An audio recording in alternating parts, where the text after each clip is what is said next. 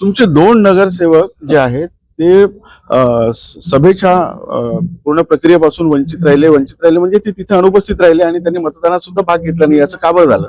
सर्वप्रथम आपल्याला सांगू इच्छितो की दोन्ही नगरसेवकासोबत पक्षाचे माजी जिल्हा अध्यक्ष जयदीप खोब्रागडे सोबत होते. आम्ही त्यांच्यासोबत ठेवलेलं होतं आणि त्यांच्याशी संपर्क साधून आम्ही पक्षाचे नेते आदरणीय बाळासाहेब आंबेडकरांनी जो काँग्रेससोबत जायचा आम्हाला निर्णय दिला होता, ते आम्ही त्यांना कळवलं की दोन्ही नगरसेवकांना काँग्रेसच्या बाजूने मतदान करायसाठी आपण घेऊन चलावं आणि आम्ही येत आहोत.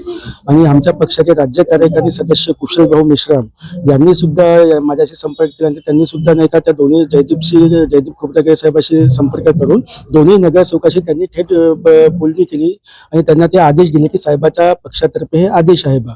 पण त्यानंतर आम्ही त्या दोन्ही नगरसेवकाला जे जिथे होते तिथे त्यांच्याकडे जाण्यास निघालो. आम्ही तिथे गेलो ते तिथे दिसले नाही, तिथे निघून गेले म्हणून म्हणाले. त्यानंतर आम्ही फोनवर त्यांचा संपर्क साधला असता त्यांनी मोबाईल स्विच ऑफ करून